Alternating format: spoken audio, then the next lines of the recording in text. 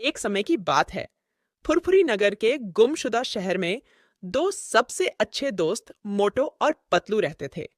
मोटो एक स्टाउट आदमी जिसके पास सोने का दिल था, अपनी ताकत और साहस के लिए जाना जाता था, जबकि पतलू एक पतले आदमी जिसके पास तेज दिमाग था, उसकी तेज विचारशीलता और चालाकी के लिए प्रशंसा की गई। एक सुनहरे सुबह जब मोटो और पतलू अपनी पसंदीदा जगह पर चाय का आनंद ले रहे थे, उन्होंने शहर के मेयर को नागरिकों के साथ एक अजीब मुद्दे पर चर्चा करते सुना। लगता है कि एक दुश्मन बंदरों का गिरोह शहर में खलबली मचा रहा था, बाजार से खाना चुरा रहा था और जहां भी जाता था वह परेशानी पैदा करता था। फुरफुरी नगर के निवासियों की मदद करने का ठोस निर्धारण करते हुए मोटो और पतलू ने अपने हाथों में मामले को लेने का निर्णय किया। साहस और चालाकी के साथ वे एक रोमांचक रोमांच में ले गए, जिसका मकसद शरारती बंदरों को पकड़ना था। उनका यात्रा फुरफुरी नगर के घने जंगलों में गहराई तक पहुंचा। रास्ते में उन्होंने विभिन्न चुनौतियों का सामना किया, गंभीर नदियों से लेकर घने झाड़ियों तक। लेकिन मोटो की ताकत और पतलू की समझ के साथ वे हर बाधा को आसानी से पार किया। अंत में एक धारावाहिक लड़ाई में मोटो और पतलू ने बंदरों के गिराजार के खिलाफ मुकाबला किया।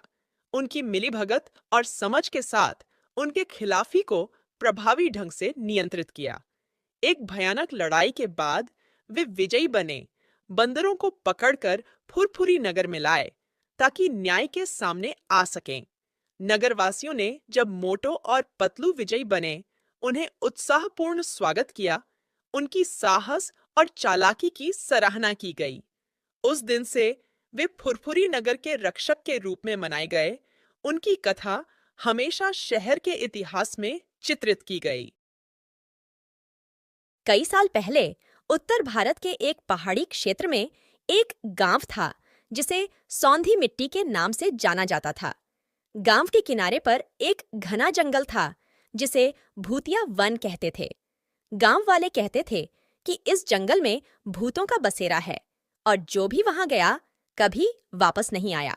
एक दिन दो युवा दोस्त राज और विक्रम ने फैसला किया कि वे भूतिया वन का रहस्य जानेंगे। इन दोनों में युवाओं का जोश था और वे रहस्य को जानने के लिए बेचैन थे। एक शाम वे जंगल की ओर निकल पड़े। जैसे ही वे जंगल में दाखिल हुए, एक ठंडी हवा ने उनका स्वागत किया। पक्षियों की चहचहाहट समाप्त हो चुकी थी और एक पूरी खामोशी थी, जैसे जंगल ने अपनी सांस रोक ली हो।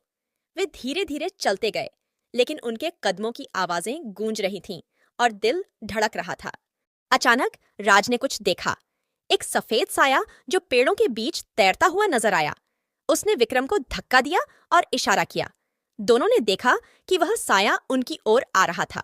वे डर के मारे बहुत घबरा गए और भागने लगे। जब वे दौड़ रहे थे, वह साया भी उनके पीछे था। लेकिन अचानक एक छोटी रोशनी की किरण नजर आई और वहां पर एक घर मौजूद था। उन दोनों ने उस घर में प्रवेश किया और वह साया भी गायब हो गया। फिर उन दोनों ने रात वहां बिताई और जैसे ही सुबह हुई, राज और विक्रम सांसें भारी और दिल दहले हुए जंगल से बाहर आए और सीधे अपने गांव को वापस लौट गए। उन्होंने गांव वालों को सारी कहानी सुनाई और उस दिन के बाद से कोई भी भूतिया वन के पास नहीं गया। यह कहानी आज भी गांव में सुनाई जाती है, एक उपदेश के रूप में कि कुछ रहस्यों को रहस्य ही रहने देना चाहिए। एक दिन मोटू चाय वाले समोसे खाने जा रहा था। रास्ते में उसे एक जंगल से गुजरना था। जंगल की गहराई में चलते हुए उसे वहां का सुंदर वातावरण और प्राकृतिक सौंदर्य देखने का मौका मिल रहा था। तभी एक जिन उसके सामने आ गया और उसने मोटू को जख्मी कर दिया। मोटू ने बिना देर किए उस जिन को धूप में ढूंढना शुरू किया। उसने अपने दोस्तों को साथ लिया और जिन की तलाश में निकल पड़ा। दोषी जिन की तलाश में जंगल में उसने अपने दोस्तों के साथ कई मुश्किलें झेली। फिर भी वे अपने मित्रों के साथ मजेदार चर्चा करते हुए आगे बढ़ते रहे। आखिरकार उन्होंने दोषी जिन को ढूंढ लिया।